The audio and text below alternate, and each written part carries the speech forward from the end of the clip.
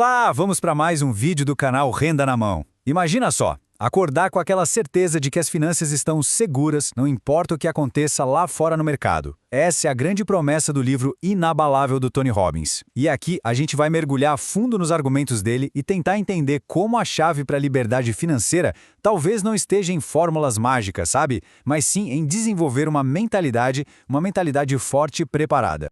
Mas isso já levanta uma questão, uma pergunta fundamental. Por que a maioria das pessoas que investem, no fim das contas, não consegue construir um patrimônio sólido de verdade? O que será que acontece no meio do caminho que desvia tanta gente? E a resposta, segundo Robbins, é até surpreendente. O maior risco não é uma crise econômica, uma queda brusca na bolsa, nada disso. O verdadeiro inimigo, na verdade, mora dentro da gente. São as nossas próprias emoções. O sucesso, então, acaba dependendo muito mais de dominar o medo e a ganância do que de tentar adivinhar o que o mercado vai fazer amanhã.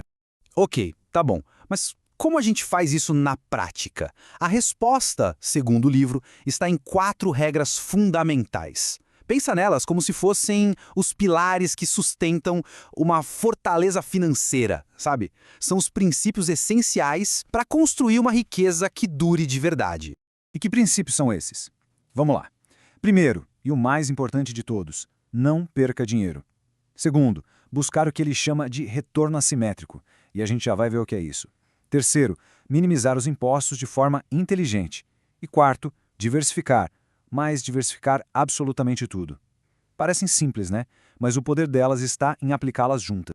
Vamos focar na primeira regra, que é a base de tudo. O Robbins reforça muito aquela famosa frase do Warren Buffett. Regra número 1, nunca perca dinheiro. Regra número 2, nunca se esqueça da regra número 1. A prioridade máxima é sempre proteger o capital que já foi conquistado. É que nem no esporte, sabe? Uma boa defesa é o que ganha campeonato.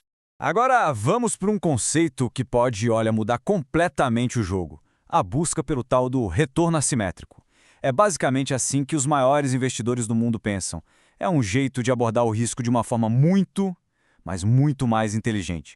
Explicando de um jeito bem simples, o risco e retorno assimétricos acontecem quando um investimento tem um potencial de ganho muitas vezes maior do que seu potencial de perda. É como fazer uma aposta calculada, só que com as chances claramente a nosso favor. Olha só que interessante para deixar isso bem claro. Um risco que a gente chama de simétrico é arriscar R$1 para, quem sabe, ganhar R$1. É 1 para 1.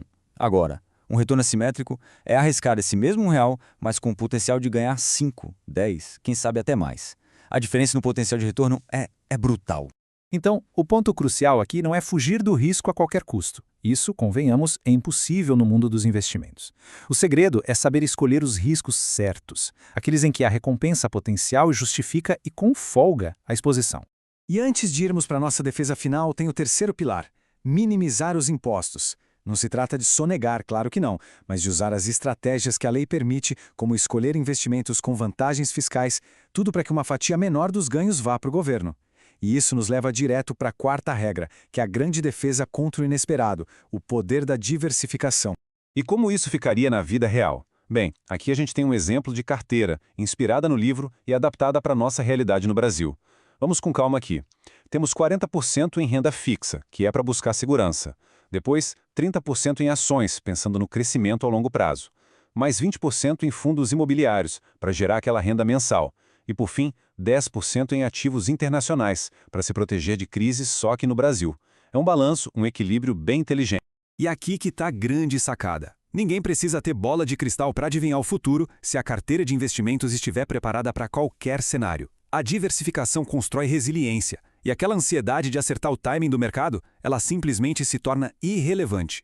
Agora que os pilares estão montados, precisamos falar das armadilhas que destroem o patrimônio.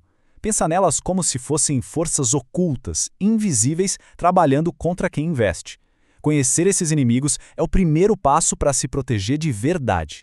Robbins aponta 3 principais. Primeiro, as taxas altas e muitas vezes escondidas que muitos fundos cobram. Segundo, aquelas promessas de produtos milagrosos com ganhos garantidos, que, vamos ser sinceros, quase nunca se concretizam.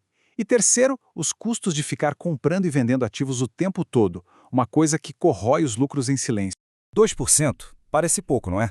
Uma taxa de administração de 2% ao ano pode parecer inofensiva, só que ao longo de 20, 30 anos, o efeito dos juros compostos trabalhando contra o investidor é devastador. Essa pequena porcentagem pode comer mais da metade dos ganhos potenciais. É impressionante o estrago que isso faz. Tudo isso, todo esse conhecimento, nos leva ao objetivo final, o verdadeiro prêmio de todo esse esforço, se tornar uma pessoa financeiramente inabalável. Porque, no fim das contas, a verdadeira riqueza não é um número gigantesco na conta bancária, é a paz de espírito. É a liberdade de saber que, aconteça o que acontecer, a base financeira está sólida, está protegida para o futuro. Ser inabalável, portanto, significa ter clareza de propósito e, acima de qualquer coisa, disciplina emocional.